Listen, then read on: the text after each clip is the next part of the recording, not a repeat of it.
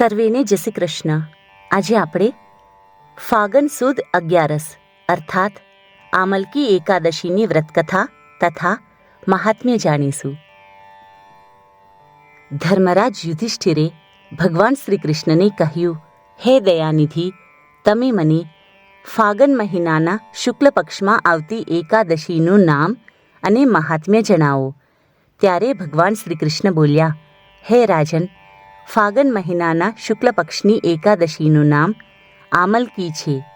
આનું પવિત્ર વ્રત વિષ્ણુલોકની પ્રાપ્તિ કરાવનારું છે. રાજા માંધાતાએ પણ વસિષ્ઠજીને આવો જ પ્રશ્ન પૂછ્યો હતો, જેના જવાબમાં મહામુનિએ આ પ્રસંગ કહ્યો હતો.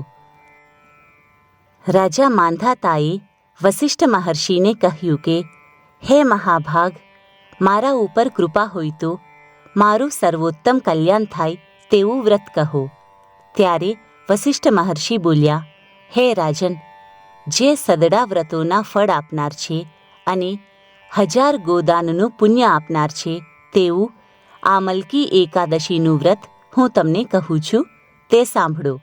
આ વિષયે હિંસા કરનાર પારધીનો પણ મોક્ષ થયો એવો પ્રાચીન ઇતિહાસ કહે છે.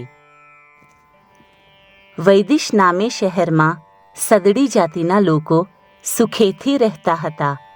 બ્રાહ્મણો વેદ અભ્યાસ કરતા હતા. આ શહેરમાં કોઈ નાસ્તિક કે પાપી વસ્તો ન હતો. ત્યાં ચૈત્રરથ નામે સોનવંશી રાજા રાજ્ય કરતો હતો. તે શશબિંદુના વંશમાં ઉત્પન્ન થયેલો ધર્મિષ્ઠ સત્યપાલની શસ્ત્રવિદ્યા તથા શાસ્ત્ર પ્રવીણ હતો. તેને 10,000 હાથીઓના જેટલું બળ હતું. તે ધર્મજ્ઞ અને ધર્મિષ્ઠ પ્રજાનું પાલન કરતો હતો. તેથી કોઈ જગ્યાએ કોઈ પણ પુરુષ લોભી કે નિર્ધન જોવામાં ન મળતો. તેના સમયમાં વરસાદ સારો થતો હતો. પ્રજા સુખી અને નિરોગી હતી. ત્યાં દુકાળ પણ ન પડતો. તીડા વગેરેનો ઉપદ્રવ પણ ન હતો. ખાસ કરીને આ રાજા, પ્રજા અને સદડા વિષ્ણુની ભક્તિમાં અને પૂજામાં પરાયણ હતા. એ રાજ્યમાં સુદી કે વદી બંને પક્ષની એકાદશીના દિવસે કોઈ પણ જમતું ન હતું.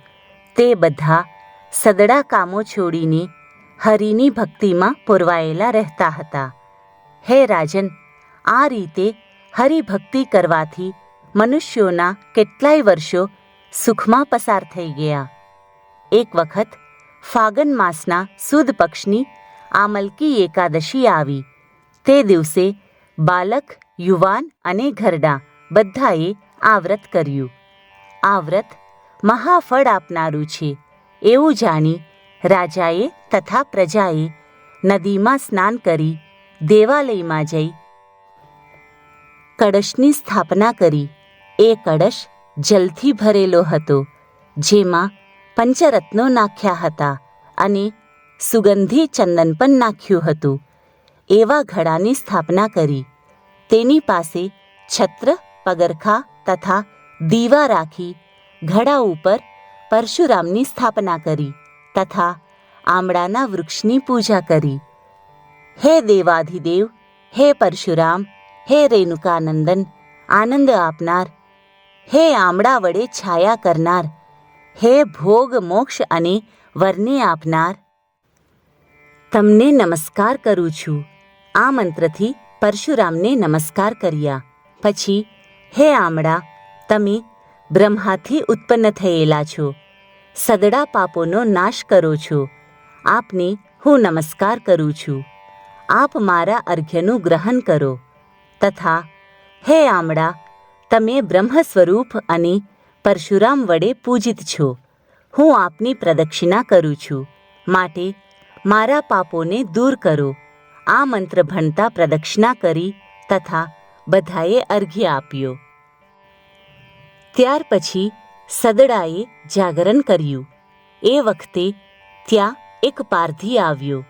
તે ઘણો ભૂખ્યો અને થાકેલો હતો.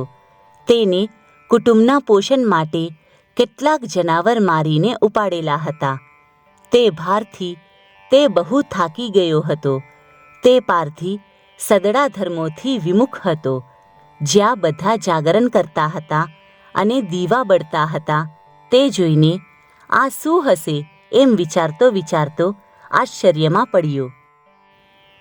નજીક જઈને જોતા એને સ્થાપના કરેલો ઘડો, ભગવાન વિષ્ણુ, આમળાનું વૃક્ષ અને તેની પાસે રાખેલા દીવાઓ જોવામાં આવ્યા. તે આખા દિવસનો ભૂખ્યો હતો, છતાં પણ તેને વિષ્ણુની કથા વંચાતી હતી તે તથા એકાદશીનું મહાત્મ્ય સાંભળ્યું. આમ અનાયાસે જ તેની આખી રાત જાગરણમાં પસાર થઈ ગઈ. સવાર પડીએ બધા નગરમાં ગયા એટલે પારધીએ પણ પોતાને ઘેર જઈ શાંતિથી ભોજન કર્યું. ત્યાર પછી ઘણા વર્ષે એ પારધી મરણ પામ્યો. એને એકાદશીના વ્રતના અને જાગરણના મહિમાથી તે જયંતીનગરના વિદુરથ રાજાને ત્યાં જન્મ્યો અને ચતુરંગ સેનાવાળા મોટા રાજ્યનો રાજા થયો.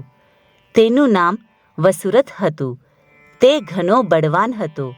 તેની પાસે હાથી, ઘોડા, રથ અને પાયદળ એમ 4 અંગવાળું સૈન્ય હતું તથા ધન ધાન્યની સમૃદ્ધિ હતી.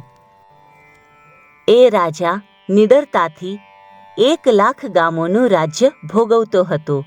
સૂર્ય જેવો તેજસ્વી, ચંદ્ર જેવી કાંતિવાળો, વિષ્ણુ જેવો પરાક્રમી, પૃથ્વી જેવો ક્ષમાવાન, ધર્મિષ્ઠ, સત્યવાદી હતો. એ રાજા વિષ્ણુ ભક્તિમાં પરાયણ રહેતો હતો. તે બ્રહ્મજ્ઞ હતો, ધાર્મિક કર્મ કરતો હતો, પ્રજાપાલને તત્પર, જુદા જુદા દાન દેતો હતો.